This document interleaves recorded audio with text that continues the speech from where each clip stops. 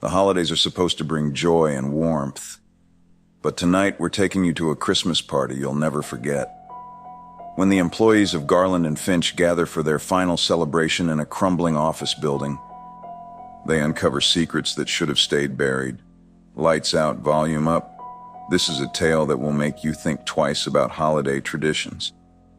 Welcome to the final Christmas party.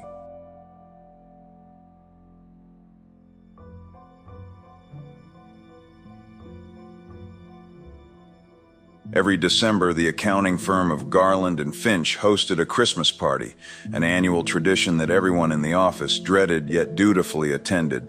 The same tired tinsel, the same store-bought cookies, and the same awkward small talk between cubicle mates. This year, however, the invitation promised something different. Join us for the final Christmas party in the old office building, the email read. A night to remember. Attendance required. The words, attendance required, felt more like a threat than an invitation. But no one questioned it. After all, it was the last year the party would be held in the company's original downtown office. A creaking 6-story building set to be demolished in January.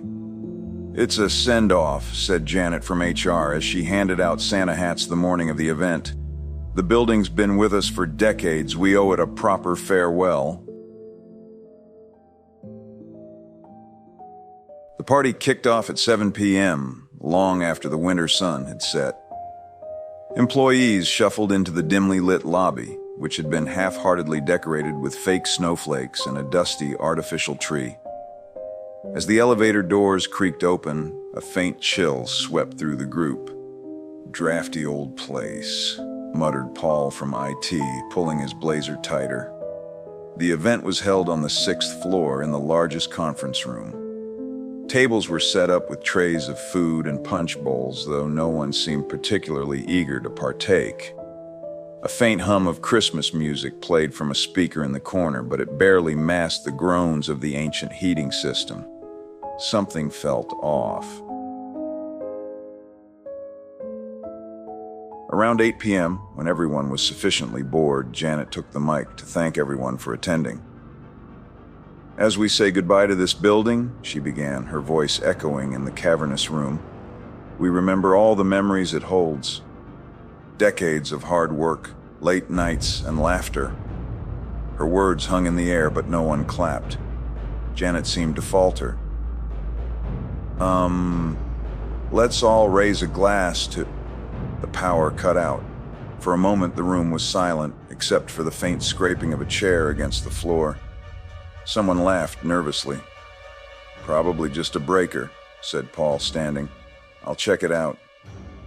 He left the room, his phone flashlight bouncing against the walls of the dark hallway. The group waited in uneasy silence. 5 minutes passed, then 10. "Where's Paul?" whispered Sarah from marketing. Janet looked toward the door. "I'll go find him." She hurried out, leaving the rest of the group to fidget nervously in the dark. Minutes ticked by, and Janet didn't return. A growing unease spread through the room. Finally, Steve, the intern, stood. "I'm gonna go check on them." "Are you sure?" asked Sarah. "Someone has to." Steve left, his phone flashlight the only source of light as he disappeared into the hallway. The group waited and waited until Sarah stood, her voice trembling. "This isn't funny anymore. Where are they?" The room seemed colder now. The air was heavier, like a storm was brewing. "We should all leave," someone muttered. But when they tried the door, it wouldn't budge. It wasn't locked in the traditional sense.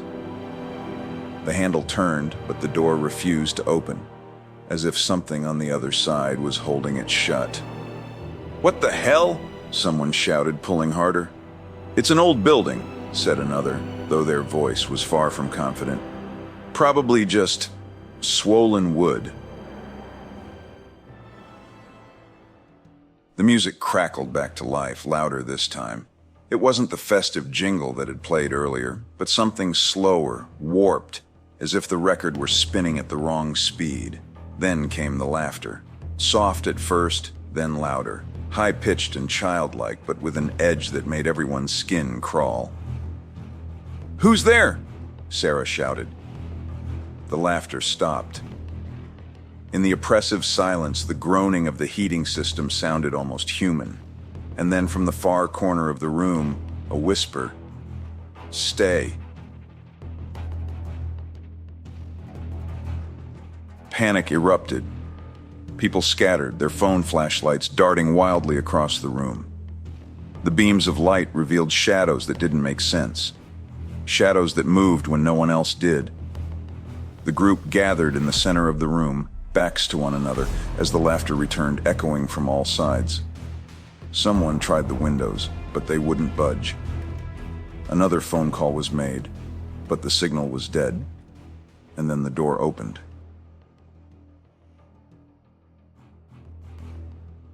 Standing in the doorway was Janet, her Santa hat tilted at an odd angle. "Janet!" Sarah cried. "What happened? Where's Paul? Where's Steve?" Janet's head tilted, her lips curling into a smile that didn't reach her eyes. "They're waiting," she said, her voice monotone. "Come, it's time." "Time for what?" someone demanded. Janet's smile widened as she turned and walked down the hallway, her figure barely visible in the dim light. The group hesitated, but with no other options, they followed.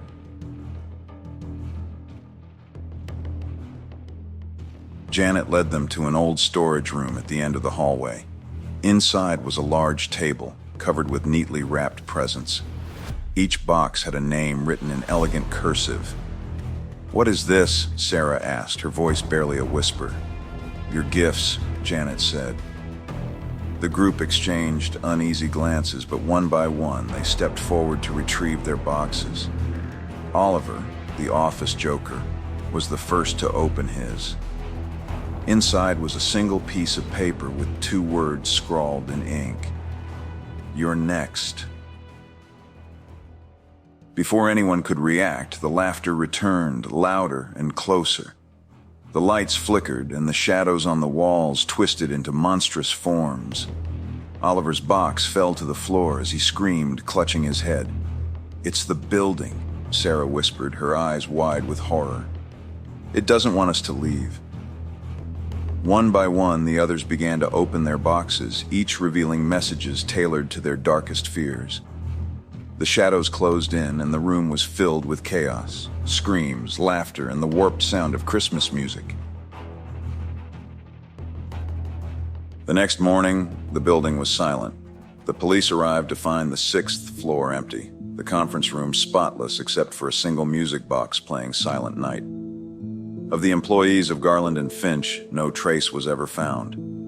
The demolition crew reported strange noises during their work, laughter, whispers, and the faint hum of Christmas carols.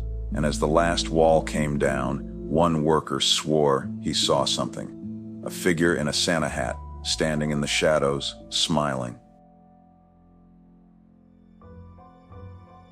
What starts as a festive farewell turns into a nightmare none of them could escape. The final Christmas party reminds us that some buildings and their histories should be left to fade quietly into the past. If this chilling tale gave you goosebumps, don't forget to like, subscribe, and hit the bell to join us for more haunting stories. Until next time, beware of what lurks in the quiet corners of your holiday gatherings. Stay safe and keep the lights on.